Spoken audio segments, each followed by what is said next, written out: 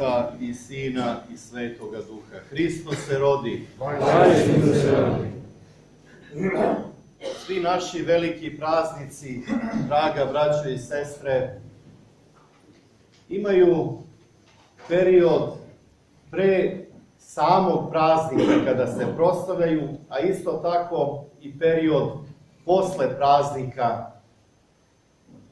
dok se još uvek proslavljaju. Pa je tako i sa Božićem. Tako da smo pre samog Božića imali nedelju praotaca i otaca, a evo prva nedelja po Božiću je nedelja Bogotaca. I ne samo nedelje, već i dani pre i posle se praznuju, pa smo posle Božića mahom praznovali mučenike Gospodnje, odnosno one ljude koji su život svoj dali za Hrista i njegovu nauku. Pa tako već na trećem Božiću molitveno smo proslavljali svetog prvomučenika i arhidžakona Stefana. Posle toga smo proslavili i 20.000 nikomidijskih mučenika koji su za veru Hristovu stradali baš na Božić početkom 4. veka. Pa smo posle toga proslavljali i vitlejemske mučenike, odnosno onu decu za koju je Irod, nameravajući da ubije Isusa, poslao da se pobiju sva deca u Vitlejemu i okolini mlađa od 2 godine. Tako da ovu nedelju, braćo i sestre, nazivamo nedeljom Bogotaca. U ovoj nedelji posebno se sećamo na cara Davida, iz čijeg plemena će se i roditi presveta djeva, samim tim i Gospod naš Isus Hristos. Sećamo se pravednog Josifa, zaručnika presvete Bogorodice, i sećamo se svetog apostola Jakova, brata Gospodnjeg, prvog jerusalimskog patrijarha.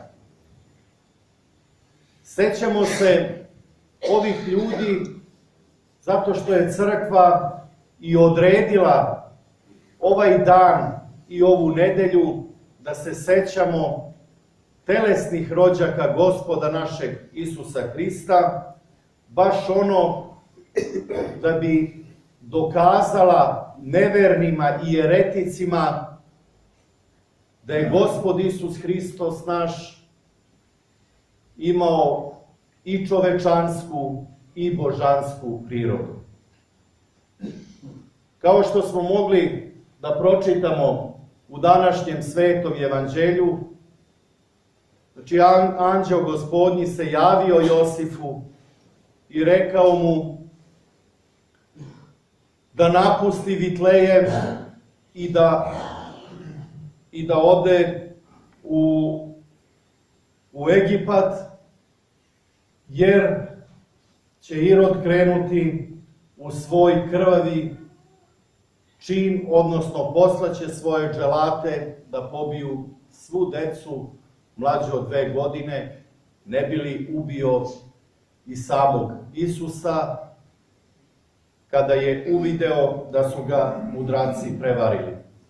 Opet se anđeo Gospodnji javlja Josifu kada je sva opasnost prošla i kaže mu da dođe u postojbinu svoju, što ovaj učini i dođe, međutim ne otide u Judeju, već u Galileju, jer je Iroda nasledio sin koji je bio još veći bezumnik i još veći mučitelj, a ovaj se plašio osvete, tako da pređoše u grad Nazaret, jer kako su proroci i objavljivali, Nazarećaninom će se nazvati.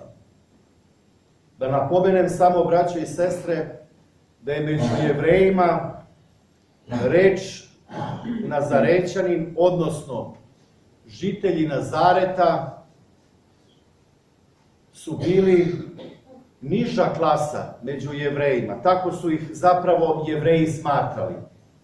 I ovde možemo da vidimo još jednu divnu osobinu Gospoda našeg Isusa Hrista, smirenje, zato što je pristao na to da ga zovu Nazarećani. Draga braćo i sestre, želim vam da u radosti, slozi i ljubavi provedemo sve ove predstojeće božićne i novogodišnje praznike, da uvek se ugledamo na Gospoda našeg Isusa Hrista, pa kada je i o smirenju reč, da u miru, radosti i slozi provedemo ove praznike, a da Gospod Bog nagradi svaki naš trud i našu. Da ste živi i zdravi na mnogo godina. Amin.